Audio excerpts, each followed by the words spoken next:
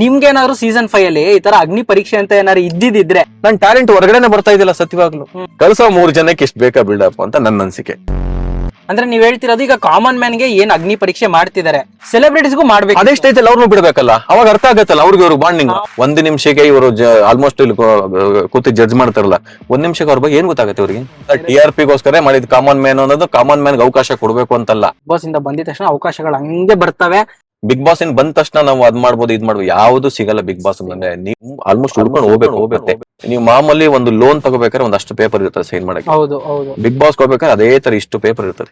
ಅದ್ರಲ್ಲಿ ಇಡೀ big boss ಇಷ್ಟರಲ್ಲೇ highest payment ಜಾಸ್ತಿ ನನಗೇನೆ. ಯಾರಾದ್ರೂ ಗಣ್ಯ ಹೆಂಡತಿ ಡೈವರ್ಸ್ ಆಗಿರುತ್ತಲ್ಲ ಅಂತವ್ನ ಕರ್ಕೊಂಡು ಬಿಗ್ ಬಾಸ್ ಒಳಗಡೆ. ಕೆಲವ್ರಿಗೆ ಗೊತ್ತಾಗಲ್ಲ, ಅಲ್ಲಿ ಒದೆಗಳೆಲ್ಲ ಬೀಳ್ತಾರೆ ರಿಯಲ್ ಅದು. ಆಮೇಲೆ ಕೂಡ 1 kg ಚಿಕನ್ಗೆ ಅದನ್ನ ಎಲ್ಲ ಪೀಸ್ ಒಂದ್ಸರಿ 1,000 ಜನ ಮಾಡ್ಬೋದು ನಾನು ಒಂದ್ ಶಿಫ್ಟ್ಗೆ. ಹೌದಾ? ಬಹಳ ಕಷ್ಟ ಇದೆ ಬರುತ್ತೆ ಅದು ಶೋ ನಡೆಸೋದು. ಮತ್ತೆ ನಿಜವಾಗ್ಲೂ ಅವ್ರು ಗ್ರೇಟ್. ನಮಸ್ತೆ ಎಲ್ರಿಗೂ, welcome to Chandan K Shetty YouTube channel. ಎಲ್ರು ಕೂಡ ನೋಡ್ತಿರ್ತೀರಾ, ಎಲ್ ನೋಡಿದ್ರು ಬಿಗ್ ಬಾಸ್ ಅಗ್ನಿ ಪರೀಕ್ಷೆ. ಈಗ ಬಿಗ್ ಬಾಸ್ ಅಗ್ನಿ ಪರೀಕ್ಷೆ ಬಂದಿದೆ. ಕಾಮನ್ ಮ್ಯಾನ್ ನ ಬಿಗ್ ಬಾಸ್ ಸೀಸನ್ಸ್ ಗೆ ಕಳಿಸ್ತಾ ಇದಾರೆ. ಬಿಗ್ ಬಾಸ್ ಇತಿಹಾಸದಲ್ಲೇ ನೀವು ಒಂದ್ಸತಿ ಎಲ್ಲಾ ಸೀಸನ್ ನೋಡಿದ್ರೆ, ಬಿಗ್ ಬಾಸ್ ಸೀಸನ್ 5 ಅಲ್ಲಿ ಸ್ವಂತ ಟ್ಯಾಲೆಂಟ್ ಮೂಲಕ ಒಬ್ರು ಸೇಲ್ಸ್ ಮ್ಯಾನ್ ಬಿಗ್ ಬಾಸ್ ಹೋಗಿ ಗ್ರ್ಯಾಂಡ್ ಫಿನಾಲೆಗೆ ಹೋಗಿ ರನ್ನರ್ ಅಪ್ ಆಗಿದ್ರು. ಯಾರಂತ ಗೊತ್ತಾಗಿರುತ್ತಲ್ಲ already. Yes, common man Diwakar sir. ಎಲ್ರಿಗೂ ನಮಸ್ಕಾರ. ಎಷ್ಟೋ ವರ್ಷ ಆದ್ಮೇಲೆ, ಎಷ್ಟೋ ತಿಂಗಳಾದ್ಮೇಲೆ ನೋಡ್ತಿದ್ದಾರೆ ಸರ್ ಆಡಿಯನ್ಸ್ ನಿಮ್ಮನ್ನ. ಹೌದೌದು. ಯಾಕಂದ್ರೆ ಬಿಗ್ ಬಾಸ್ ಇನ್ ಬಂದ್ಮೇಲೆ ನನಗೆ ಸ್ವಲ್ಪ ಸೋಷಿಯಲ್ ಮೀಡಿಯಾದ ಬಹಳ ಕಮ್ಮಿ ಬರೋದು, ಬಹಳ ಕಮ್ಮಿ. ಯಾಕಂದ್ರೆ ನಂದೇ ಆದ ಒಂದು ಕೆಲಸಗಳಿದೆ, ಸಿನಿಮಾಗಳಿದೆ. ಬಟ್ ಎಲ್ಲಾನು ಕೂಡ ನಾನು ಸೋಷಿಯಲ್ ಮೀಡಿಯಾದಲ್ಲಿ ಹಾಕಲ್ಲ. ಮತ್ತೆ ನೋಡ್ತಿದ್ದೀರಾ ಬಿಗ್ ಬಾಸ್ ಅಗ್ನಿ ಪರೀಕ್ಷೆ ಎಲ್ಲ ನೋಡ್ತಿದ್ದೀರಾ ಸರ್? ನೋಡ್ತಾ ಇದೀನಿ. ಕೆಲವೊಂದಂದ್ರೆ ಬರ್ತಾ ಇರ್ತಾವಲ್ಲ ಇನ್ಸ್ಟಾಗ್ರಾಮ್ ಅಲ್ಲಿ, ಮತ್ತೆ ಇದ್ರಲ್ಲಿ ಬರ್ಬೇಕಾದ್ರೆ ಫೇಸ್ಬುಕ್ ಅಲ್ಲಿ ನೋಡ್ತಾ ಇರ್ತೀನಿ. ಕಾಮನ್ ಮ್ಯಾನ್ ಫಸ್ಟ್ ಅವಕಾಶಗಳು ಕೊಡಿ, ನನಗೆ ಸಿಕ್ಕಿದೆ ಅವಕಾಶಗಳು. ನಂತರ ಸಾಕಷ್ಟು ಲಕ್ಷಾಂತರ ಕೋಟ್ಯಾಂತರ ಜನ ಇನ್ನೂ ಟ್ಯಾಲೆಂಟ್ ಇರುವಂತ ವ್ಯಕ್ತಿಗಳಿರ್ತಾರೆ. ಸೊ ಅವಂತ ಅವಕಾಶ ಕೊಡಿ ಅಂತ ನಾನು ಲಾಸ್ಟ್ ಒಂದು ಯೂಟ್ಯೂಬ್ ಚಾನಲ್ ಹೇಳಿದೆ. ಸೊ ಅದು ತುಂಬಾ ಖುಷಿ ಆಯ್ತು. ಈ ಸೀಸನ್ 13 ಸೊ ಕಾಮನ್ ಮ್ಯಾನ್ ಗಳಿಗೆ ಅನ್ಸುತ್ತೆ. ಆಮೇಲೆ ಇನ್ನೊಂದೇನಂದ್ರೆ ಕಾಮನ್ ಮ್ಯಾನ್ ಗಳು ಅವಕಾಶ ಕೊಟ್ಟಿದ್ರ ಇಲ್ಲ ಅಂತಲ್ಲ. ಬಟ್ ಇನ್ನೊಂದಂದ್ರೆ ಸೊ ಈ ಅಗ್ನಿ ಪರೀಕ್ಷೆ ಇಲ್ಲ ಇದೆಯಲ್ಲ, ಬಟ್ ಅದ್ ಯಾವ್ದು ಅಲ್ಲ, ಅದು ನಾನು ಅದ್ ಕೇಳಕ್ ಹೊರಟೆ ಸರ್. ನಿಮ್ಗೇನಾದ್ರು ಸೀಸನ್ 5 ಅಲ್ಲಿ ಈ ತರ ಅಗ್ನಿ ಪರೀಕ್ಷೆ ಅಂತ ಏನಾದ್ರು ಇದ್ದಿದ್ರೆ ಸೆಲೆಕ್ಟ್ ಆಗಿ ಹೋಗ್ತಿದ್ರ ಸರ್ ಒಳಗಡೆ? ನಿಜವಾಗ್ಲೂ ಹೇಳ, ಸತ್ಯವಾಗ್ಲು ದೇವರಣೆಗ್ಲು ನಿಜವಾಗ್ಲು ಹೇಳ್ಬೇಕಂದ್ರೆ ಅಗ್ನಿ ಪರೀಕ್ಷೆ ಅಂತ ನಾನು ಏನೋ ಸಿಕ್ಕಿದ್ರೆ ಸೆಲೆಕ್ಟ್ ಮಾಡಿದ್ರೆ ಯಾವುದೇ ಕಾರಣಕ್ಕೂ ನಾನು ಅಲ್ಲಿ ಸೂಟ್ ಆಗ್ತಾ ಇದ್ದಿಲ್ಲ ಸತ್ಯವಾಗ್ಲು. ಯಾಕಂದ್ರೆ ಎಲ್ಲ ಅಗ್ನಿ ಪರೀಕ್ಷೆ ನಾನು ಬಿಗ್ ಬಾಸ್ ಹೊರಗಡೆನೆ ಮಾಡ್ಬಿಟ್ಟ ಅಂದ್ರೆ ಒಳಗಡೆ ಯಾವ ಪರೀಕ್ಷೆ ಮಾಡ್ತಾರೆ? ಇದು ನೋಡಿ ಪಾಯಿಂಟ್. ಇರೋ ಬರೋ ಟಾಸ್ಕ್ ಎಲ್ಲ ಇವಾಗ್ಲೇ ಕೊಟ್ಬಿಟ್ರೆ ಹೌದೌದು.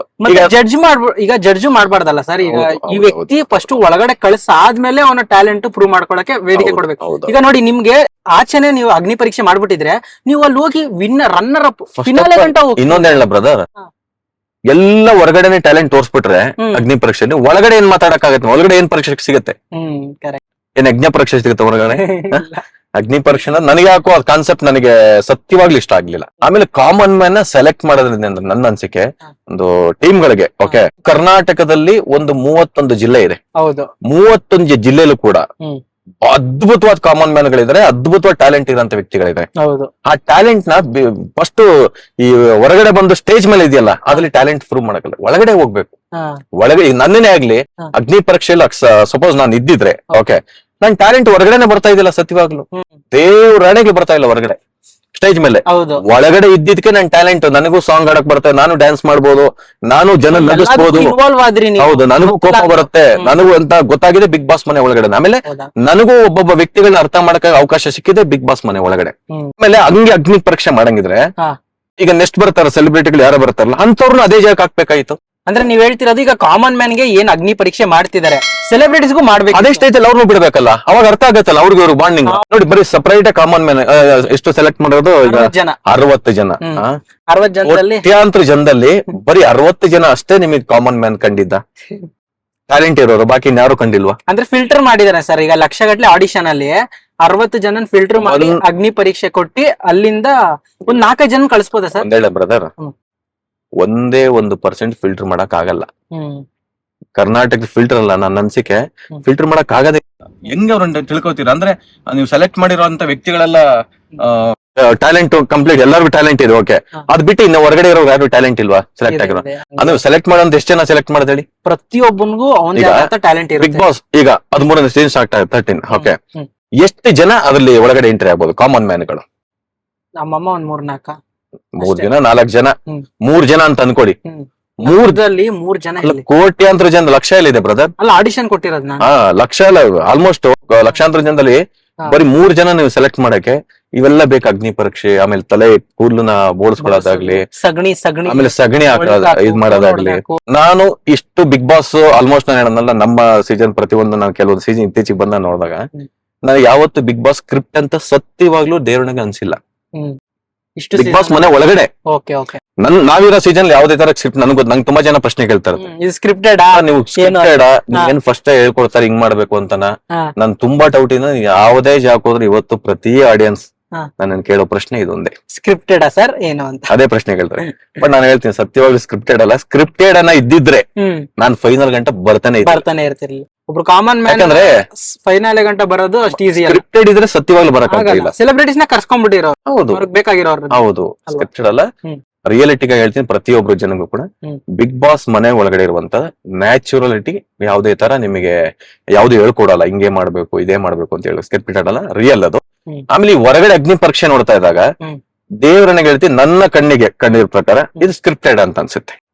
ಅಗ್ನಿ ಪರೀಕ್ಷೆ ಇಸ್ ಸ್ಕ್ರಿಪ್ಟೆಡ್ ನಿಮ್ ಪ್ರಕಾರ? 100% ನಾನು ಹೇಳ್ತೀನಿ, ಸತ್ಯವಾಗಿ ಹೇಳ್ತೀನಿ, ಇದು 1000% ಹೇಳ್ತೀನಿ, ಇದು ಸ್ಕ್ರಿಪ್ಟೆಡ್ ಅನ್ಸುತ್ತೆ.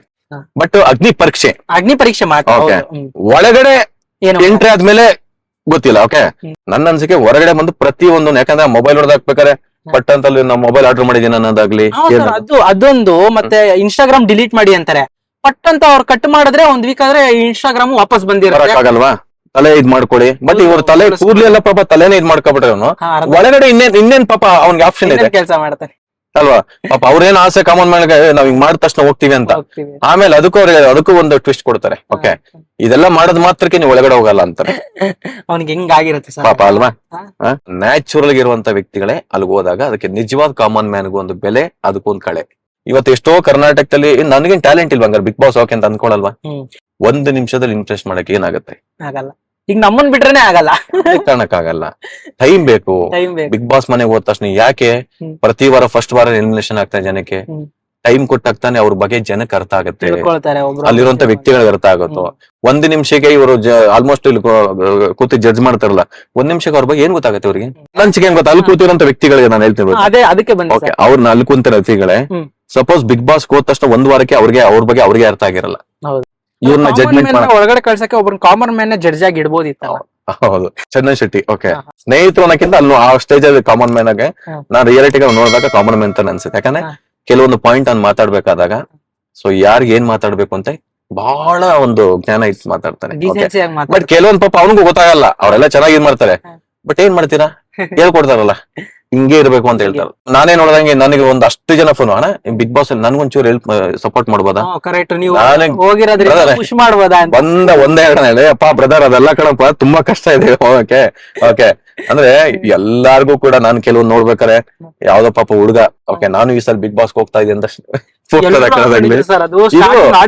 ಬಿಗ್ ಬಾಸ್ಗೆ ಒಂದು ಮಾರ್ಕೆಟಿಂಗ್, ಒಂದು ವ್ಯಾಪಾರ ಬಿಗ್ ಬಾಸ್ಗೆ. ಓಕೆ, ಆಮೇಲೆ ಅಲ್ಲಿರಂತ ವ್ಯಕ್ತಿಗಳು ಕಂಪ್ಲೀಟ್ ಎಲ್ಲಾರು ಒಂದು ಸ್ಟೇಟಸ್ ಅಲ್ಲಿ ಫೇಸ್ಬುಕ್ ಅಲ್ಲಿ ನನ್ನ ಅನ್ಸಿಗೆ ನಾನ್ ನೋಡಿರೋ ಪ್ರಕಾರ ನನ್ನ ಇಡೀ ಕರ್ನಾಟಕದಲ್ಲೇ ಒಂದ್ ಲಕ್ಷದ ಮೇಲೆ ಫೋಟೋ ಹಾಕೊಂಡಿರ್ಬೋದು, ನಾನು ಬಿಗ್ ಬಾಸ್ ಹೋಗ್ಬೇಕು, ನಾನು ಈ ತರ ಕೆಲಸ ಮಾಡ್ತೀನಿ. ಈಗಿನ ಯೂತ್ಸ್ಗೆ ಬಿಗ್ ಬಾಸ್ ಹೋಗೋದೇ ಒಂದು ಸಾಧನೆ ತರ ಅನಿಸ್ಬಿಟ್ಟಿದೆಯಲ್ಲ. ಬಿಗ್ ಬಾಸ್ ಹೋಗೋದು ಸಾಧನೆ ಅಲ್ಲ ಬ್ರದರ್. ಬಿಗ್ ಬಾಸ್ ಅದೊಂದು ಶೋ. ಅಲ್ಲಿ ನಮ್ಗೊಂದು ಅವಕಾಶ ಆಗತ್ತೆ, ನಮ್ಗೊಂದು ಅವಕಾಶ ಇದೆ, ಅದನ್ನ ಉಪಯೋಗಿಸ್ಕೋಬೇಕು. ಇನ್ನೊಂದು ಎಷ್ಟೋ ಜನ ಗೊತ್ತಿಲ್ಲ, ನನಗ್ ಗೊತ್ತು. ಏನ್ ನನಗ್ ಗೊತ್ತು ಅಂದ್ರೆ ಬಿಗ್ ಬಾಸ್ ಮುಗಿದ ನಂತರ ನನ್ನ ಆಯುರ್ವೇದಿಕ್ ಅಂತ ಇಡೀ ಕರ್ನಾಟಕ ಪ್ರಮೋಷನ್ ಮಾಡಿದೀನಿ. ಒಂದು, ಎರಡನೇದು ನಾನು ಹೀರೋ ಆಗ್ಲಿಕ್ಕೆ ಅವಕಾಶ ಮಾಡ್ಕೊಟ್ಟಿದ್ದು ಬಿಗ್ ಬಾಸ್ ನನಗೊಂದು ದೊಡ್ಡ ವೇದಿಕೆ. ಓಕೆ, ಬಿಗ್ ಬಾಸ್ ಹೋಗಿಲ್ಲ ನಾನು ಹೀರೋ ಆಗ್ತಾ ಇದ್ದಿಲ್ಲ, ಯಾವುದೇ ಕಾರಣಕ್ಕೂ ಆಗಕ್ಕಾಗ್ತಾ ಇದ್ದಿಲ್ಲ. ಆಮೇಲೆ ಬಿಗ್ ಬಾಸ್ ಬಂದ ತಕ್ಷಣ ನಾವು ದೊಡ್ಡ ಹಂಗಾಗ್ಬೋದು ಹಿಂಗಾಗ್ಬೋದು temporary frame sir big boss. Big boss ಅಲ್ಲಿ ಆಲ್ಮೋಸ್ಟ್ 13 ಸೀಸನ್ ತುಂಬಾ ಜನ ಇರ್ತಾರೆ. ಇಲ್ಲಿ ಏನಂದ್ರೆ ಬ್ರದರ್, 1 ವಾರ 2 ವಾರ ಇದ್ದಾಗೆಲ್ಲ ಆ ವೆಯ್ಟ್ ಸಿಗಲ್ಲ, ಗೊತ್ತೇ ಆಗಲ್ಲ, ಜನ ನೀವೇನಾದ್ರು ಕಾಂಟ್ರವರ್ಸಿ ಮಾಡ್ಕೊಂಡಿರ್ಬೇಕು. ಎರಡನೇದು ಓಕೆ ವಿನ್ ಆಗ್ಬೇಕು, ಹಾ. ಇಲ್ಲ ರನ್ನರ್ ಅಪ್ ಆಗ್ಬೇಕು. ಆಗ್ಬೇಕು. ಇದ್ರೆ ಸ್ವಲ್ಪ ಜನ ಗುರುತಿಸ್ತಾರೆ.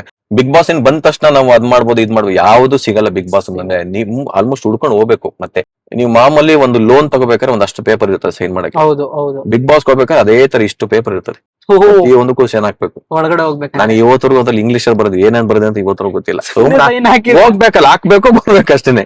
ಹೋದೆ ಆತರ ಹೋಗಿ payment ದಾನ ನೋಡಿದ್ರೆ ನೀವು ಎಷ್ಟು ಕೊಟ್ರು ಅಂತ? ಇಲ್ಲ ಫಸ್ಟ್ ನಂಗೆ ಗೊತ್ತಾಗಿಲ್ಲ ಪೇಮೆಂಟ್ ಬಗ್ಗೆ ಫಸ್ಟ್ ಮಾತಾಡ್ಲೇ ಇಲ್ಲ. ಓಕೆ. ನಾನು ಹೇಳಿದ್ನ ಪರಮ್ ಸರ್ ಎಷ್ಟು ಬೇಕಪ್ಪ ಪೇಮೆಂಟ್ ಅಂತ ಕೇಳ. ಸರ್ ಆರಾಮಾಗಿ ಕೊಡಿ ಸರ್, ಎಷ್ಟು ಬೇಕಾದ್ರೆ ಕೊಡಿ ಸರ್, ತಗೋತೀನಿ ಬೇಡ ಅನ್ನಲ್ಲ ಅಂದ್ರೆ. ಕೊಟ್ರಾ ಸರ್? ಒಳ್ಳೆ ಪೇಮೆಂಟ್ ಬಂದ್ ಬ್ರದರ್. ಸೀರಿಯಸ್ ಸರ್ ಅಂದಾಜು ಏನಿರುತ್ತೆ? ನಾನು ಒಂದೇ ಹೇಳ ಬ್ರದರ್, ಹಾ. ನಾನು ಬಿಗ್ ಬಾಸ್ ಹೋಗೋಕ್ಕಿಂತ ಮುಂಚೆ ನಾನು ಲಕ್ಷಾಂತರ ರೂಪಾಯಿ ನೋಡೇ ಇಲ್ಲ. ಓಕೆ. ಸತ್ಯವಾಗ್ಲು ಹಾ. ಬಿಗ್ ಬಾಸ್ ಹೋದ್ಮೇಲೆ ಹಾ. ಲಕ್ಷಾಂತರ ರೂಪಾಯಿ ನೋಡ್ಬಿಟ್ಟಿವಿ. ಅಂದ್ರೆ ಮಂತ್ಲಿ ಇರುತ್ತೆ ಸರ್ ಪೇಮೆಂಟ್, ವೀಕ್ಲಿ ಇರುತ್ತೆ? ಹಂಗಲ್ಲ ಬ್ರದರ್, ಬಿಗ್ ಬಾಸ್ ಅಲ್ಲಿ ಏನಂದ್ರೆ ವೀಕ್ಲಿ, ಓಕೆ, ವಾರಕ್ಕೆ. ಕೆಲವ್ರಿಗೆ ಹಾ. ಅವ್ರವ್ರ ಒಂದು ಇದಕ್ ತಕ್ಕಂಗೆ, ಫೇಮಿಂಗ್ ತಕ್ಕಂಗೆ. ಓಕೆ, ಅದ್ರಲ್ಲಿ ಇಡೀ ಬಿಗ್ ಬಾಸ್ ಇಷ್ಟರಲ್ಲಿ ಹಾ. ಹೈಯೆಸ್ಟ್ ಪೇಮೆಂಟ್ ಹಾ. ಜಾಸ್ತಿ ನನಗೇನೆ. Big boss ಇಷ್ಟಲ್ಲೇನಾ? ಕಮ್ಮಿ ಇವ್ರೆ. ಸರ್ ಶಾಕ್ ಆಗೋಯ್ತಲ್ಲ ಸರ್ ನನಗೆ. ಹೈಯೆಸ್ಟ್ ಹಾ. ಕಮ್ಮಿ ಪೇಮೆಂಟ್ ನಾನೇ ತಗೊಂಡಿರೋದು. ಬಿಗ್ ಬಾಸ್ ಇಷ್ಟ ಅಂದ್ರೆ ಕಾಮನ್ ಮ್ಯಾನ್ ಅಲ್ವಾ. ನನಗೆ ನಿಜವಾಗ್ಲೂ ಬಿಗ್ ಬಾಸ್ ಅಂತ ಅಂದ್ರೆ ನೆನಪು ಬರೋದೇ ನಮ್ ಪರಮ್ ಸರ್. ಓಕೆ, ಯಾಕಂದ್ರೆ ನಾನು ಇವತ್ತು ಗಾಡ್ ಫಾದರ್ ಅವರು ನನ್ಗೆ ಅವಕಾಶ ಕೊಟ್ಮೇಲೆ ಓಕೆ ನನಗೆ ಅಲ್ಲಿ ಗಂಟ ಹೋಗಿದ್ದು. ಅದಾದ್ಮೇಲೆ ಸುದೀಪ್ ಸರ್ ನನಗೆ ಒಂಥರ ಬಿಗ್ ಬಾಸ್ ಇದ್ದಂಗೆ, ಯಾಕಂದ್ರೆ ಅವ್ರು ಹೇಳೋ ರೀತಿನ ಕೇಳ್ಕೊಂಡಿದ್ಕೆ ನಾನು ಪ್ರತಿಯೊಂದು ಹೇಳ್ಬೇಕಾದ್ರೆ ಕೆಲವೊಂದನ್ನ ತಗೋತಾ ಇದೆ. ಬಿಗ್ ಬಾಸ್ ಮನೆ ಹೊರಗಡೆ ಹೆಂಗ್ ಬೇಕಾದ್ರೆ ಮಾತಾಡ್ತಾರೆ ಅದ್ಭುತವಾಗಿ. ಬಿಗ್ ಬಾಸ್ ನೋಡಿದ ತಕ್ಷಣ ಕೇಳಿಸ್ಕೊಡ್ತೀನಿ, ಏನ್ ಮಾತಾಡೋ ರೀತಿ ನೋಡಿದ್ರೆ ಫೈನಲ್ ವಿನ್ ಆಗ್ಬಿಡ್ಬೋದು ಅಂತ ಅನ್ಸುತ್ತೆ. ಆಚೆಗಡೆ, ಒಳಗಡೆ ಹೋದ್ಮೇಲೆ ವೀಕ್ ಆಗ್ಬಿಡ್ತಾರೆ. 2 ವಾರಕ್ಕೆ ವಾಪಸ್ ಬಂದಿರೋರು. ಹೊರಗಡೆ ಮಾತ್ರ ಪೀಕ್ ಆಗಿರ್ತಾರೆ, ಹಾ. ಒಳಗಡೆ ಹೋದ ತಕ್ಷಣ ಕೆಲವು ವೀಕ್ ಆಗ್ಬಿಡ್ತಾರೆ. ಸೀರಿಯಸ್, ಆಚೆ ಪೀಕ್, ಒಳಗಡೆ ವೀಕ್. ಹೌದು. ಓ, ಈಗ ಫಿನಾಲೆ ಬರಕ್ ಕಾರಣ ಅಂತಿರೋದು ನೀವು ಆಚೆ ಹೆಂಗಿದ್ರಿ ಒಳಗಡೆ ಹಂಗೆ ಇದ್ರಿ. ಹೌದು.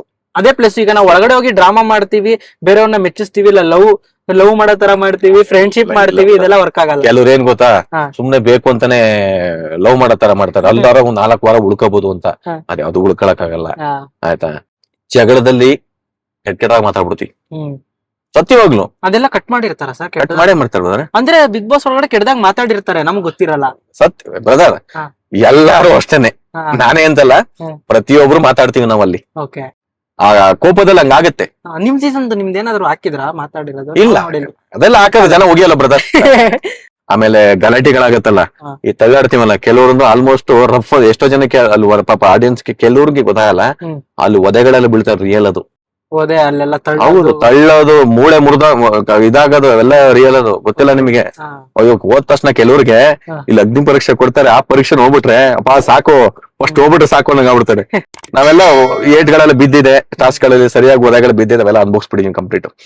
ಆದ್ರೆ ಒಂಥರ ಗಟ್ಟಿ ಜೀವ ತರ ನಿಂತ್ಕೊಂಡಿದ್ದು. ಈಗ ಹೋದ್ರು ಒಂದ್ 3 ಜನಕ್ಕೆ ಅವಕಾಶ ಕೊಟ್ರು ಕಾಮನ್ ಮ್ಯಾನ್ಗೆ, ನೀವು ಅವ್ರಿಗೆ ಏನ್ ಸಜೆಷನ್ ಕೊಡ್ಬೋದು ನಿಮ್ಮ ಒಂದು ಎಕ್ಸ್ಪೀರಿಯನ್ಸ್ ಅಲ್ಲಿ? ಈ ಅಗ್ನಿ ಪರೀಕ್ಷೆನ ತಲೆಯಲ್ಲಿ ಮರ್ತು ಬಿಡಿ. ಇದು ಯಾವ್ದು ಮೈಂಡ್ ಇಲ್ಲಿ ಗೆದ್ದ ತಕ್ಷಣ ಗೆದ್ಬಿಟ್ಟೆ ಇವೆಲ್ಲ ಎಲ್ಲ. ನಿಜವಾದ ಅಗ್ನಿ ಪರೀಕ್ಷೆ ಸ್ಟಾರ್ಟ್ ಆಗತ್ತೆ ಬಿಗ್ ಬಾಸ್ ಮನೆ ಒಳಗಡೆ. ಸುದೀಪ್ ಸರ್ ಬಂದ್ಮೇಲೆ ಗೊತ್ತಾಗತ್ತೆ. ಯಾಕಂದ್ರೆ ನಾವೇ ಗ್ರೇಟ್ ಅನ್ಕೋಬೇಡಿ, ಯಾಕಂದ್ರೆ ಸುದೀಪ್ ಸರ್ ಬಂದು ನಿಮ್ಮ ಇರುವಂತ ಎಲ್ಲಾ ಒಂದು ಯಾವುದೇ ಒಂದು ಮಿಸ್ಟೇಕ್ ಅದನ್ನು ಸರಿ ಮಾಡೋಂತವ್ರು ಒಬ್ಬರು ಬರ್ತಾರೆ. ಅಲ್ಲಿರೋದು ಪರೀಕ್ಷೆ ಇರೋದು ಅಲ್ಲಿ.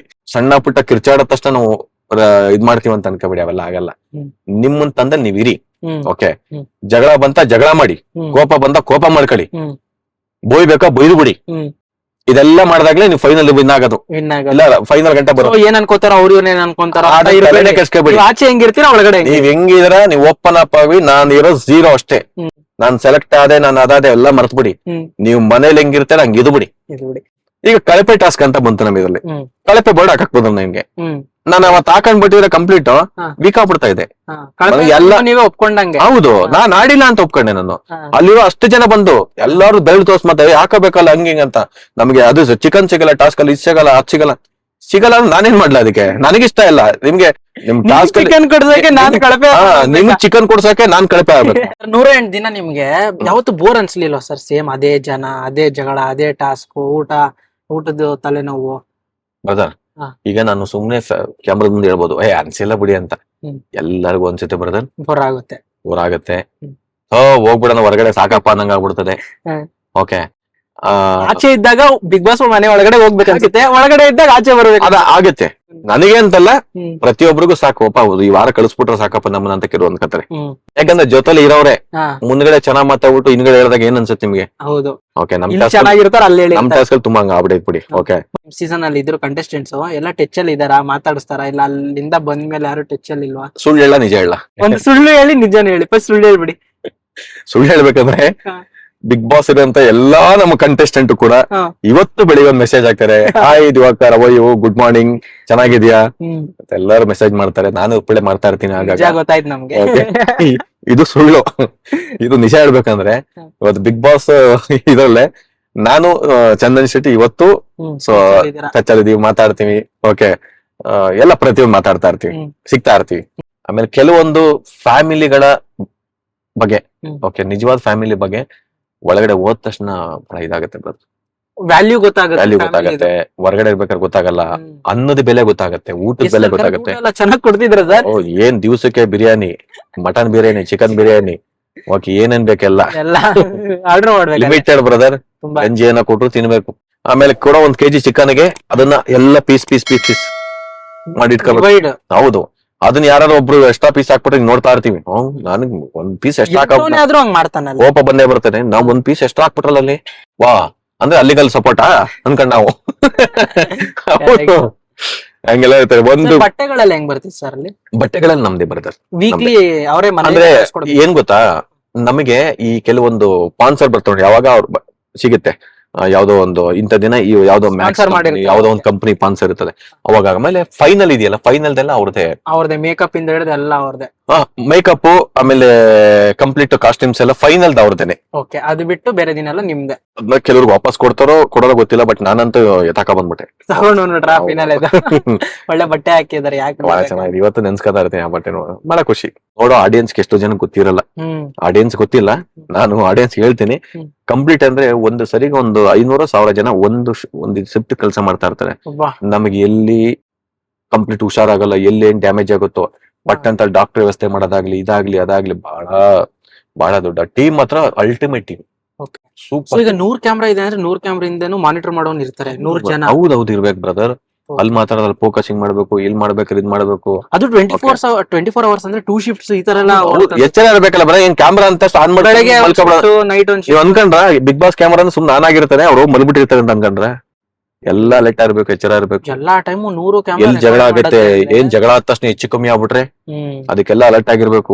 ಆಮೇಲೆ ಏನೋ ಸಣ್ಣ ಪುಟ್ಟ ಕಾರಣಕ್ಕೆ ಶೋನೇ ಸ್ಟಾಪ್ ಮಾಡ್ಬಿಡ್ತಾರೆ ಎಷ್ಟೋ ಜನ, ಗೊತ್ತಲ್ಲ. ಲಾಸ್ಟ್ ಟೈಮ್ ಎಲ್ಲ ಆಗ್ತಾನೆ, ಅದನ್ನ ಪಾಪ ಚಾನಲ್ ಅವ್ರ ಹ್ಯಾಂಡಲ್ ಮಾಡ್ಬೇಕು.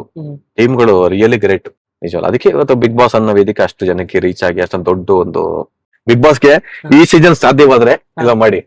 ನೀವು ನಿಜವಾಗ್ಲೂ ಬಿಗ್ ಬಾಸ್ ಒಂದು ಜಸ್ಟ್ ಓಕೆ, ಯಾರಾದ್ರೂ ಗಣ್ಯ ಹೆಂಡತಿ ಡೈವರ್ಸ್ ಆಗಿರುತ್ತಲ್ಲ ಅಂತವ್ನ ಕರ್ಕೊಂಡು ಬಿಗ್ ಬಾಸ್ ಒಳಗಡೆ, ಗಂಡಿಗೆ ಹೆಂಡತಿ ಕಂಡ ಆಗ್ಬಾರ್ದು, ಹೆಂಡತಿಗೆ ಗಂಡನ್ ಕಂಡ ಆಗ್ತಾ ಇರ್ಬಾರ್ದು. ನೀನ್ ಹಂಗೆ ಹಿಂಗ್ ಕಿತ್ತ ಅಂತ ಡೈವರ್ಸ್ಗೆ ಅಪ್ಲೈ ಮಾಡ್ಬೇಕು. ಅಂತವ್ರನ್ನ ಕರ್ಕೊಂಡು ಬಿಗ್ ಬಾಸ್ ಮನೆ ಒಳಗಡೆ ಬಿಡಿ. ಅವ್ರಿಬ್ರಿಗೆ ಹೆಂಗೆ ಬಾಂಧವ್ಯ ಅಲ್ಲೇ ಬಂದ್ಬಿಡುತ್ತೆ. ನಿಜವಾಗ್ಲು ಅವ್ರಿಬ್ರು ಒಂದ್ ಮಾಡಿರೋಂತ ಪುಣ್ಯ ಸಿಗುತ್ತೆ. ಪುಣ್ಯ ಮಾಡ್ತದೆ. ಓಕೆ, ಅಲ್ಲಿ ಅವ್ರಿಬ್ರು ಅರ್ಥ ಮಾಡ್ಕೊಳ್ಳೋಷ್ಟು ಟೈಮ್ ಸಿಗುತ್ತೆ. ಹೌದು. ಬಿಗ್ ಬಾಸ್ ಮನೆ ಒಳಗಡೆ ಇಬ್ರು ಚೆನ್ನಾಗಿದ್ದು, ನಮ್ಮಿಬ್ರು ಜಗಳ ಬರ್ಸದೆ ಬಿಗ್ ಬಾಸ್ ಒಂದು ಟಾಸ್ಕ್. ಹಂಗೆ ಅವಾಗಲೇ ತಾನೆ ಮಜಾ ಬರೋದು ಅಲ್ವಾ? ನೀವೆಲ್ಲ ಫ್ರೆಂಡ್ ಆಗಿ ಕ್ಲೋಸ್ ಆಗಿ ಇದ್ಬಿಟ್ರೆ ಬಿಗ್ ಬಾಸ್ ಏನಕ್ಕೆ ಹೋಗ್ಬೇಕು ಫಸ್ಟ್? ಹೌದು ಸರ್. ಸರ್ ಈಗ ಎಷ್ಟವರ್ ನಿದ್ದೆ ಅಂತ ಇರ್ತಿತ್ತಲ್ಲಿ? ಇಲ್ಲ ಬ್ರದರ್, ಏನ್ ಗೊತ್ತಾ, ನನಗೆ ನಮ್ಗೆ ಟೈಮಿಂಗ್ಸ್ ಗೊತ್ತಾಗ್ತಾ ಇದಿಲ್ಲ.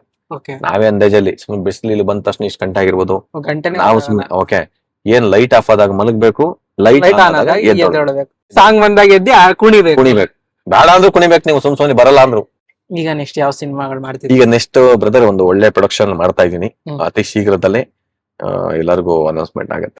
ನಿಜವಲ್ಲೂ ಚಂದನ್ಕೆ ಅಲ್ಲ, ಚಂದನ್ಕೆ ತುಂಬಾ ಒಳ್ಳೆ ಹುಡುಗ. ಸೊ ಬಹಳ ಸ್ಟ್ರಗಲ್ ವ್ಯಕ್ತಿ. ಓಕೆ, ಮುಂದಿನ ಸರಿ ನಿನಗೂ ಕೂಡ ಬಿಗ್ ಬಾಸ್ ಹೋಗೋ ಅವಕಾಶ ಸಿಗ್ಲಾ ಪುಟ. ಓಕೆ, ಟ್ಯಾಲೆಂಟೆಡ್, ಯಾಕಂದ್ರೆ ಎಲ್ಲಾ ಟ್ಯಾಲೆಂಟೆಡ್. ಆಮೇಲೆ ಯಾವ್ದೋ ಒಂದು ನಿಮ್ದೇ ಒಂದು ಯೂಟ್ಯೂಬ್ ಚಾನಲ್ ಮಾಡ್ಕೊಂಡು ಹೋಗಿ ಜನಗಳನ್ನ ಕಾಯ್ದು. ನಾನು ಇವತ್ತು ಒಂದು ಹೇಳ್ತೀನಿ, ಕ್ಯಾಮ್ರಾ ಮುಂದೆ ಹೇಳ್ತೀನಿ, ಬೇಗ ಕೊಡಿ. ಡೇ ಫಸ್ಟ್ ಇವ್ರದ್ದೊಂದು ಇಂಟರ್ವ್ಯೂ ಮಾಡ್ಬೇಕಾದ್ರೆ, ನಮಸ್ಕಾರ ಸರ್, ಹೇಳಿ ಬ್ರದರ್, ನಂಗೆ ಚಂದನ್ ಹೆಂಗೆ ಯೂಟ್ಯೂಬ್ ಚಾನಲ್. ಹೇಳಿ ಬ್ರದರ್, ನಿಮ್ದೊಂದು ಇಂಟರ್ವ್ಯೂ ಮಾಡ್ಬೋದಾ ಅಣ್ಣ ಅಂತ.